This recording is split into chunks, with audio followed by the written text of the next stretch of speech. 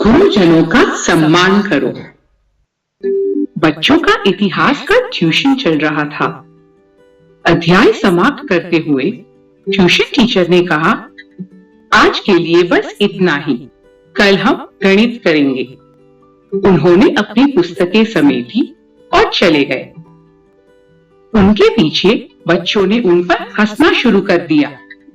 रिया ने उनकी नकल उतारते हुए कहा, कल हम गणित करेंगे। बच्चों को और भी हंसी आई। जोर से हंसते हुए सब मिलकर टीचर की खिल्ली उड़ाने लगे। अरे, वे हमें क्या गणित सिखाएंगे। तभी नानी कमरे में आई और उन्होंने उनकी बातें सुन ली। नानी को अच्छा नहीं लगा। बच्चों को फटकारते हुए वे बोली, अध्यापकों का मजाक उड़ाना अच्छी बात नहीं होती। तुम्हें उनका आदर करना चाहिए। आज तुम सब वुडवर्ल्ड जंगल के जानवरों की एक कहानी सुनो। वुडवर्ल्ड जंगल स्कूल में परीक्षा चल रही थी।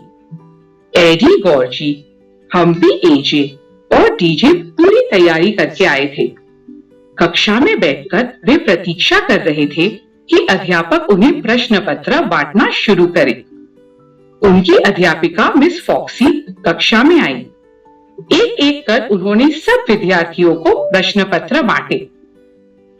जल्द ही विद्यार्थी अपने उत्तर लिखने में व्यस्त हो गए और मिस फॉक्सी अपनी सीट पर लौट आई। वे कुछ थकी हुई सी लग रही थी। उन्होंने अपना गला साफ किया और थोड़ा सा खांसी भी। बच्चे अपने उत्तर लिखते जा रहे थे। कुछ देर बाद मिस फॉक्सी ने फिर से अपना गला खनकारा। उनकी आंखों में से पानी भी आ रहा था। उनकी तबीयत ठीक नहीं लग रही थी। वे दोबारा खांसी। कालू, चिट्टा और बंटू हंसने लगे। वे क्लास के दुष्ट विद्यार्थियों में से थे। परीक्षा के कारण क्लास में सन्नाटा था। बेचारी मिस फॉक्सी, उनकी तबीयत काफी खराब लग रही थी। उन्हें फिर से गला साफ करते समय खांसी उठी। कालू, चिट्टा और बंटू ने एक दूसरे को आंख मारकर इशारा किया।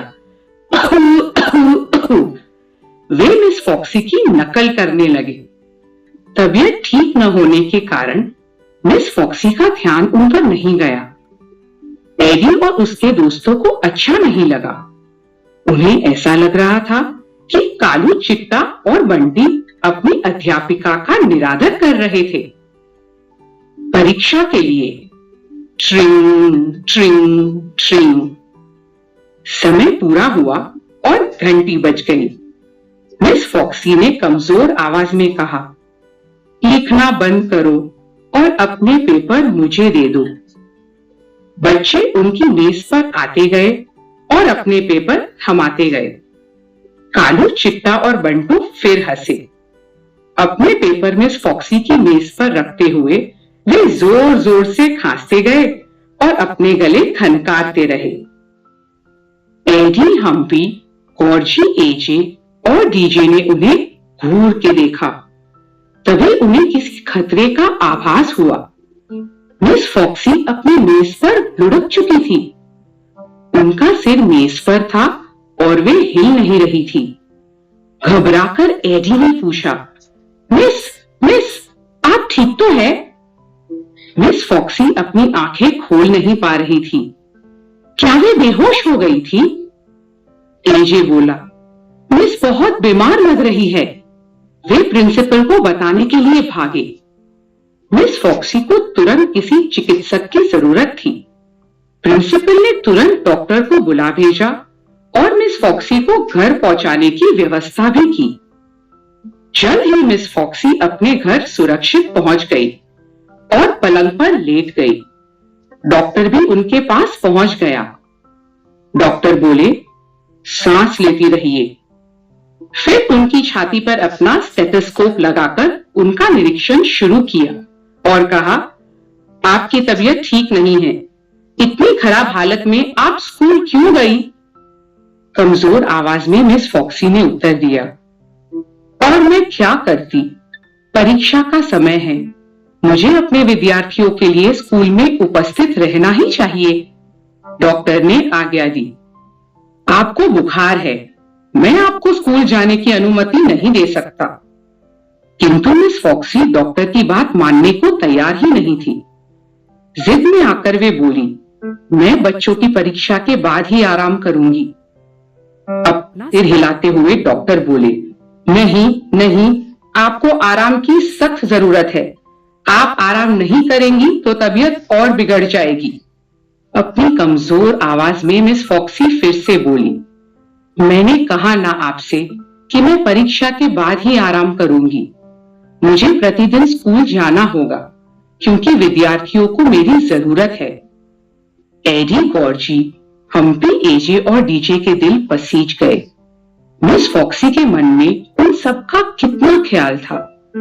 बच्चे परीक्षा अच्छे से लिख पाए, इसलिए वे अपनी सेहत तक की परवाह नहीं कर रही थी। बस बच्चे अब केवल इतना चाहते थे कि मिस फॉक्सी जल्द ही स्वस्थ हो जाए। डॉक्टर ने एक बड़ा इंजेक्शन तैयार किया। डॉक्टर बोले, मैं आपको यह इंजेक्शन लगाऊंगा, इससे आप जल्दी ठीक हो जाएंगी। हो सकता है कि कुछ दिन इससे आपको नींद ज्यादा आए। तुरंत मिस फॉक्सी ने विद्रोह किया, अगर इस सुई से मुझे नींद आएगी तो मुझे यह नहीं लगवानी। मैं आपसे कह चुकी हूँ कि परीक्षा के बाद मैं आपकी हर बात मानने के लिए तैयार हूँ। कालू, चिट्टा और बंटू देख रहे थे। उन्होंने मिस फॉक्सी की बात भी सुनी। वे चौंक गए, साथ में उन्हें शर्म भी आई। जिस अध्यापिका का वे इतना मजाक उड़ा रहे थे, वे उनके लिए कितनी चिंतित थी। डॉक्टर ने इंजेक्शन उठाया। वह सुई लगाने ही वाला था कि अचानक मिस फॉक्सी ने अपनी बाह हटा ली। यह क्या हुआ? सुई तो खुद डॉक्टर को ही लग गई।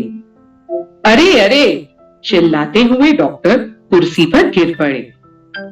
मिस फॉक्सी पलंग पर उठ बैठी और बोली, डॉक्टर, मुझे माफ कीजिए, मैं ऐसी कोई दवाई नहीं चाहती जिससे मुझे नींद आए, और जब तक परीक्षा चल रही है मैं रोज स्कूल जाऊंगी। मैं अपने विद्यार्थियों के साथ धोखा नहीं कर सकती, कभी भी नहीं। एडी और अन्य चिंतित विद्यार्थी जो उनके पास ही खड़े थे, उन सबसे वे बोली, बच्चों, मैं ठीक हूं, मेरी चिंता मत करो, मैं तुम्हारी परीक्षा के बाद ही आराम करूंगी। कालू, चिट्टा और बंटू के सिर शर्म से झुक गए। अगले दिन एडी और उसके दोस्त कालू, चिट्टा और बंटू से मिले। एडी गुस्से से बोला, तुम लोगों को शर्म नहीं आती? तुम लोग मिस फॉक्सी का कितना मजाक उड़ा रहे थे।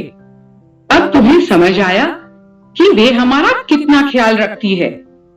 हम्पी भी बोल पड़ा, 10 दिन से उनकी तबीयत खराब चल रही थी, फिर भी उन्होंने एक दिन भी छुट्टी नहीं ली, सिर्फ इसलिए ताकि हमारी परीक्षा ठीक से हो जाए।